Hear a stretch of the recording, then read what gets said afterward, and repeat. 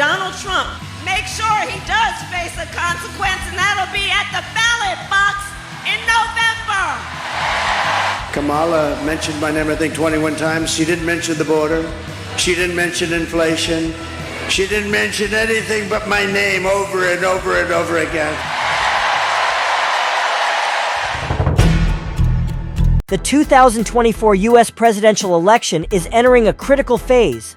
Two candidates, Donald Trump and Kamala Harris, represent two opposing visions for America's future. It's not just domestic policies where they diverge, but also in their distinct views on the country's role on the global stage. While Trump seeks to maintain his controversial America First approach, Harris aims to reaffirm the U.S. as a strategic global ally. But the bigger question remains: will America continue down a path of isolation, or will it reclaim its leadership in the world?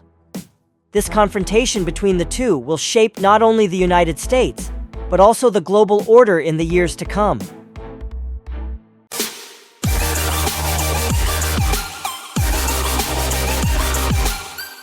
Let's start with foreign policy toward China, especially trade policy with the country of 1.4 billion people. The trade war was one of the biggest hallmarks of Donald Trump's first term. If re-elected, Trump is expected to continue his tough stance on China, maintaining or even increasing tariffs on Chinese goods. His goal is to reduce the trade deficit and protect domestic industries. Trump has consistently emphasized that China is exploiting the U.S. by violating intellectual property rights and unfairly subsidizing its businesses. Therefore, he is likely to pressure China into stricter adherence to international trade rules. Trump's foreign policy always revolves around the principle of America First. As such, he will push to relocate supply chains away from China, encouraging American companies to reindustrialize at home or shift operations to other countries. This is aimed at reducing reliance on China in strategic sectors like chip manufacturing and other high-tech industries. In terms of technological competition, Trump will continue his policy of curbing China's growth in fields such as 5G and artificial intelligence, AI, by banning Chinese companies and protecting American intellectual property. This will result in restrictions on U.S. technology exports to China, slowing down China's technological development. Trump may also leverage international organizations like the World Trade Organization, WTO, to apply pressure on China, forcing it to adhere more transparently to international trade regulations. He has been highly critical of China for what he sees as unfair trade practices and illegal subsidies to state-owned enterprises. In contrast to Trump, Kamala Harris, or any Democratic candidate, is likely to take a more multilateral approach to trade relations with China. Harris would seek to ease trade tensions by working with allies like the EU and Japan, building a multilateral trade strategy to address China. Rather than directly confronting China with aggressive tariffs, Harris might opt for negotiations to resolve trade issues more reasonably. Harris may retain some of the tariffs Trump imposed, but would adjust them to minimize harm to American businesses and consumers. She could renegotiate trade agreements to create a more sustainable trade relationship, aiming to protect American jobs without sparking a tense trade war. Harris might approach technological competition with China from a different angle than Trump. She may prioritize cooperation with China in areas like green technology and renewable energy, instead of solely focusing on competition in fields like 5G and AI. Harris could propose environmental and trade initiatives to encourage both sides to tackle climate change and protect the environment together. Harris is likely to increase domestic investment in emerging technologies like AI and robotics, while encouraging American businesses to enhance their competitiveness. Rather than focusing entirely on moving supply chains out of China, Harris would aim to develop strategic industries domestically so that the U.S. can lead in innovation. When it comes to military security, under Trump, the defense budget is likely to increase, aiming to counter China's growing military power. Trump has a clear Indo-Pacific strategy. If re-elected, he would likely continue strengthening military ties with key partners like Japan, South Korea, Australia, and especially India, a country playing an increasingly important role in countering China's influence in the region. Trump may continue the strategy of conducting freedom of navigation operations to challenge China's illegal territorial claims in the South China Sea. The presence of the U.S. Navy would serve as a deterrent to China and send a message that the U.S. will not allow Beijing to control key maritime routes in the region. During his previous term, Trump established the Space Force to address threats from China and Russia in space. If re-elected, he is likely to continue investing heavily in space weapons technology, viewing it as a key element in national security, alongside traditional military investments. Harris might approach security issues with China in a more balanced and less confrontational way compared to Trump. She would prioritize dialogue and cooperation with China in international and regional forums, particularly on issues related to regional security. Harris could use flexible diplomacy to avoid pushing U.S.-China relations into unnecessary military conflict, while still maintaining a strong enough military presence to ensure the security of allies. Harris would still strengthen relationships with allies in the Indo-Pacific region, but she might not prioritize large-scale military exercises or arms sales to the same extent as Trump. She may maintain freedom of navigation patrols, but they would likely be less provocative compared to Trump's approach. Harris might seek diplomatic solutions through ASEAN and other international organizations to prevent further militarization in the South China Sea. Harris could continue investing in cyber defense and space security, but would aim to establish international rules to limit an arms race in space. Taiwan will continue to be a flashpoint in U.S.-China relations under Trump.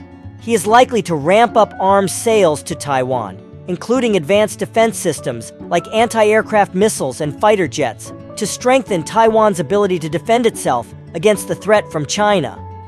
Trump would maintain the U.S. policy of not officially recognizing Taiwan as an independent nation, but he would use Taiwan as a strategic bargaining chip to put pressure on China. While Harris would continue supporting Taiwan, she might choose to ease tensions with China by refraining from selling too many weapons to Taiwan. Instead of escalating military confrontation, Harris could look for ways to facilitate peaceful negotiations between Taiwan and China, emphasizing diplomatic solutions over conflict escalation. Human rights issues in China have not been a top priority in Trump's diplomatic agenda. He has often overlooked or softened his criticism of human rights abuses in sensitive areas like Xinjiang or Hong Kong. For Trump, American interests always come first, and he is unlikely to push for a strong human rights campaign to avoid complicating trade and investment relations with China. Kamala Harris, on the other hand, considers human rights a cornerstone of her foreign policy. She is likely to confront China more aggressively over human rights violations against Uyghurs in Xinjiang and the pro-democracy movement in Hong Kong. Harris would use economic sanctions and multilateral cooperation to apply pressure on Beijing, reaffirming the importance of global human rights values.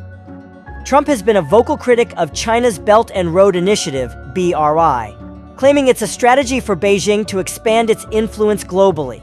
He is likely to continue pressuring countries involved in the BRI, encouraging them to seek alternatives rather than becoming dependent on China. Trump may also push for alternative initiatives, such as U.S.-funded infrastructure projects, to compete with the BRI. Harris would also be wary of the BRI, but she might approach the issue through diplomatic relationships rather than direct criticism like Trump. Harris is likely to build multilateral partnerships with countries in Asia and Africa, promoting sustainable development cooperation instead of reliance on Chinese loans and infrastructure. The foreign policy views of Donald Trump and Kamala Harris regarding the Middle East will highlight the stark contrast between Trump's hardline approach and Harris's multilateral strategy. During his previous term, Trump implemented strong pro-Israel policies, including recognizing Jerusalem as Israel's capital and facilitating normalization between Israel and several Arab nations like the UAE and Bahrain. If re-elected, Trump is likely to continue his robust support for Israel while showing little interest in pursuing a two-state solution for the Israeli-Palestinian conflict. Harris would likely return to a more traditional U.S. diplomatic approach, advocating for a two-state solution to ease tensions and seek a lasting peace. She might work closely with international partners and the United Nations to promote peaceful dialogue between Israel and Palestine. One of Trump's most notable decisions regarding the Middle East was his withdrawal from the Iran nuclear deal, JCPOA, in 2018, followed by the reimposition of economic sanctions on Iran. Trump has taken an extremely hardline stance on Iran, and if re-elected, he is likely to continue maintaining economic sanctions and pressure on the country. Harris would take a more flexible approach, with a possibility of returning to negotiations with Iran, potentially discussing the restoration or adjustment of the JCPOA. She might also strengthen cooperation with European allies to address the Iran issue, rather than relying solely on unilateral sanctions.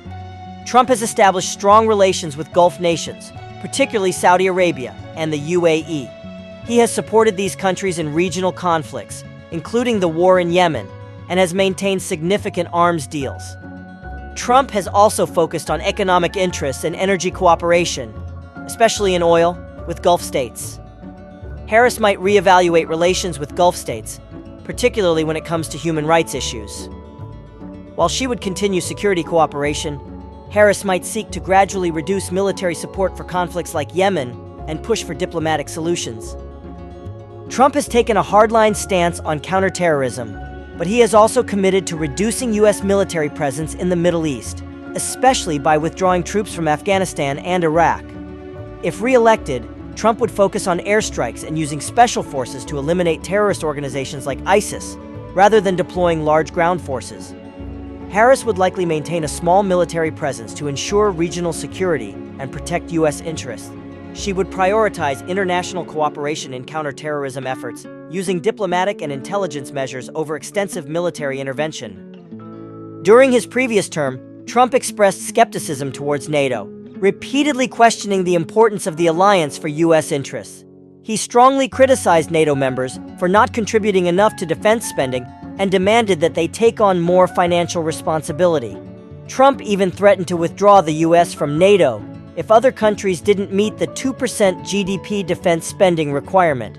If re-elected, Trump might reduce U.S. security commitments to NATO, continue pressuring other members to take greater responsibility for European defense, and possibly reshape the U.S. role within the alliance. In contrast, Harris is expected to make a stronger commitment to NATO. She views NATO as essential for maintaining peace and stability in Europe and globally. Harris would aim to strengthen cooperation with NATO allies and reaffirm U.S. leadership within the alliance. Rather than focusing solely on financial contributions, she would likely emphasize collaboration in areas such as intelligence, cybersecurity, and addressing non-traditional threats. During his previous term, Trump maintained a complex relationship with Russia and its president, Vladimir Putin. He was often criticized for being soft on Moscow and displaying friendliness towards Putin during bilateral meetings. Although Trump imposed sanctions on Russia following its annexation of Crimea and military intervention in Ukraine, he did not emphasize NATO's role in containing Russia.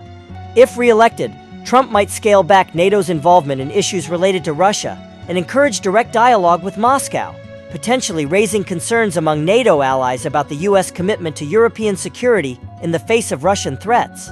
Harris would likely adopt a tougher stance on Russia, viewing NATO as the primary defense line against Moscow's interference.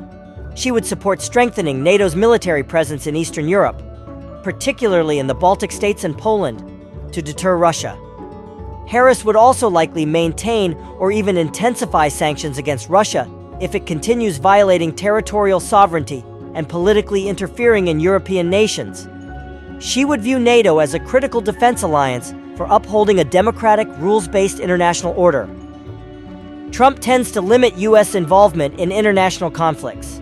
During his previous term, he controversially delayed military aid to Ukraine, leading to an impeachment inquiry.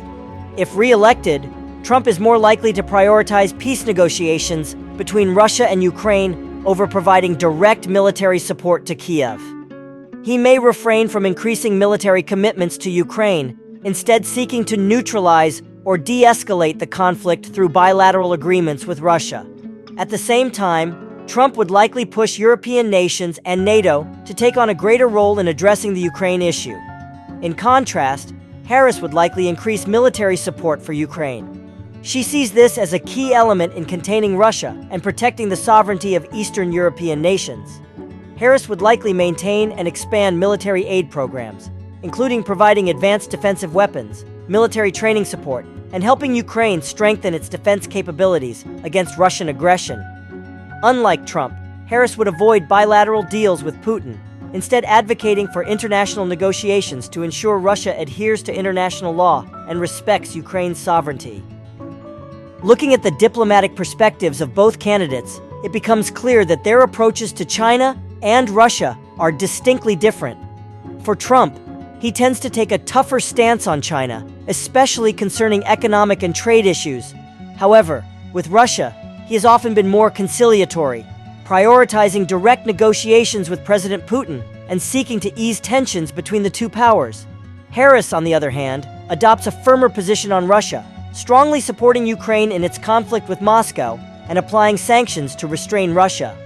Conversely, she may take a more moderate approach toward China, focusing on diplomatic solutions and international cooperation in matters of security and trade.